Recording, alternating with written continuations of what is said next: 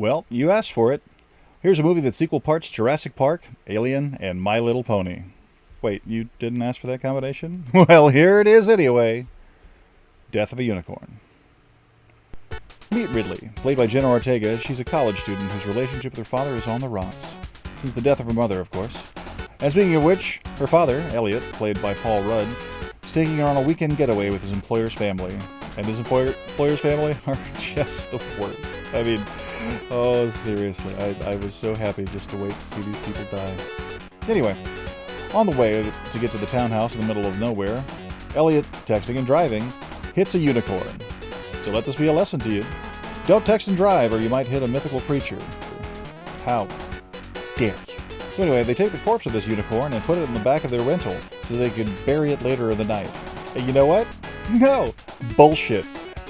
No way in hell is a 100-pound college student and a 220-pound, middle-aged guy putting a frickin' horse in the back of their car. I mean, oh, it's a baby unicorn. Okay, fine.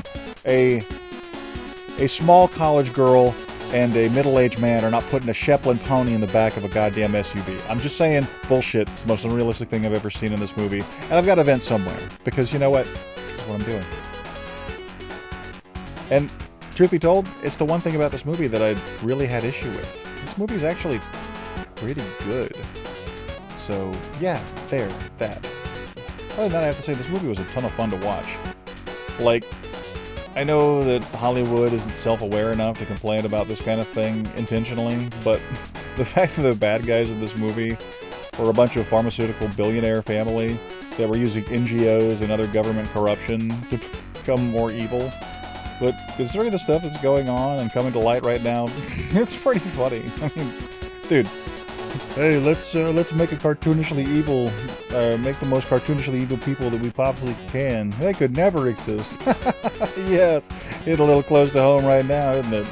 Anyway, the characters find out that the blood of the unicorns pretty much cures anything, and they go crazy with greed, and they just have to harvest it. Well, meanwhile, the unicorn's family wants its remains, and are willing to kill for it. And over, and over, and over again. And man, it is so satisfying to watch. I didn't know that I needed something before I had it, but I needed this in my life. It was good. So all in all, I really enjoyed this movie. It's not wholly deep as a story is concerned, but it's reasonably funny. The horror factor is pretty good. And there were multiple references to other horror movies, most obvious of which is the main character's name, Ridley, being a clear nod to the Alien director Ridley Scott. And the fact that the electromagnetic detector device thingy made the exact noise of the motion detector from the Aliens movie, they knew what they were doing. Plus, the characters are pretty much the right mix of likable and absolutely... And I swear to God, if Griff does not make it to the end of this movie, I'm going to be so upset. But yeah, all in all, this makes the movie a very comfortable and entertaining experience. Now, is it the best movie I've ever seen? No, hardly. Is it the best horror movie? Still no. But it's a novel and enjoyable experience. Will I remember it in a year? Maybe, but it feels kind of like Cocaine Bear, that type of movie where the premise alone is what sells it. And if you were attracted by the premise of a murder unicorn, well, yeah, you'll find this pretty entertaining. That being said, given that the cost of this movie was only about $15 million, and given the bloated budgets and much less entertaining factors of other movies that are flooding the market lately, I think this movie is a welcome addition. I mean, it trusts its cast and its story to do the heavy lifting and doesn't rely on a ridiculous amount of CGI to just put asses in seats and recoup their losses. Death of a Unicorn is in theaters now, and if you want to check it out, it's worth your time. I recommend it. And every dollar that you give to a movie like this is another reminder to Hollywood that we'd much rather see decent, original quality movies than horrible slop like 2025's Snow White.